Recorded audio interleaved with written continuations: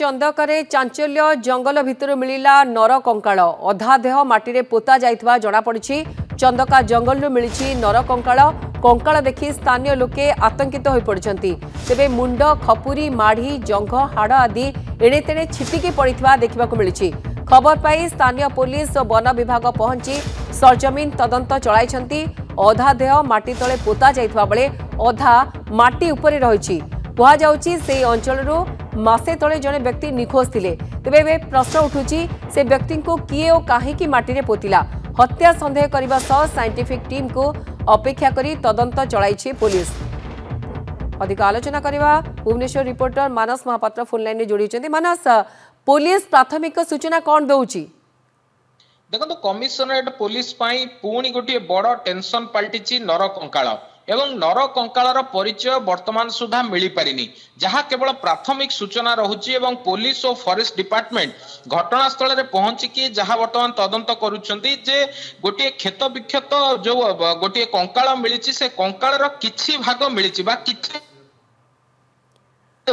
जे आउ किछि अंश हुए तो माटी भितर पोता जाई थाई पारे।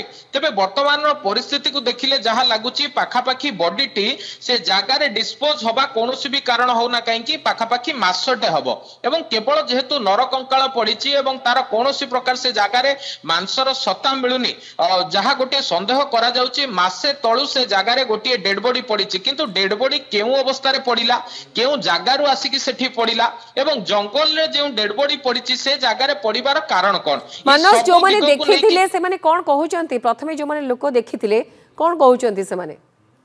देखो प्रत्यक्षदर्शी पुलिस सूचना अनुजाई जे सेमानकर कहवा कथा जेतेबेले सेमाने सेबाटे जाउथिले किछि हाड़ पड़िथिला, सेमाने संदेह करिथिले कोनोसी पशु पक्षीर हाड़ पड़ि थाई पारे बोली। किंतु जेतेबेले से किछि खपुरी पड़िथिला एवं ता सहित जो देखिबे मुंड माढ़ी जंघ हाड़ ए सबु जेतेबेले देखिबाकू पाइथिले सेमाने गोटे प्रकार स्पष्ट होइथिले जे एहा गोटे मनुष्यर मृतदेह बोली एवं काहाकू हुए तो से जागारे मारिकी पोता जाई थाई पारे बोली सेमाने संदेह करथिले। तेबे प्राथमिक भावरे चंदका थाना रे होइथिबा जो मिसिंग एफआईआर को नेकी वर्तमान छानबीन चलीची। मासे तळे गोटे जणे लोक सेई गारू मिसिंग हेइथिले, तांकर कोनोसी पता मिली नथिला। आखो पाखो थाना को तांकर संपर्क रे कुहा जाइथिला। ठीक सेतिकी बेले मासे परे जेतेबेले वर्तमान डेड बॉडी टी से जागारू मिलिची एवं कोनोसी प्रकार आपण जे देखिबे कोनोसी पोशाक से जागारू मिलुनी, कोनोसी आसवाब पत्र जणे पिंधिथिबा लोकर मिलुनी। तबे केवल गोटे कंकाळ मिलुची एवं कंकाळर किछि अंश संदेह करा जे माटी तले पोती हेकी रहिछि।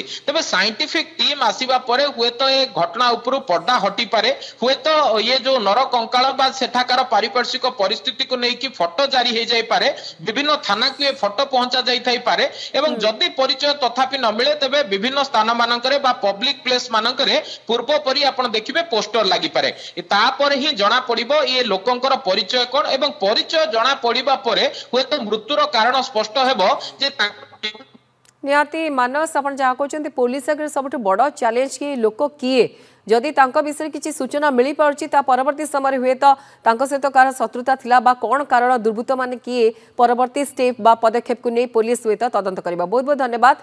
मानस थिले संपर्क अधिक अपडेट दउथिले।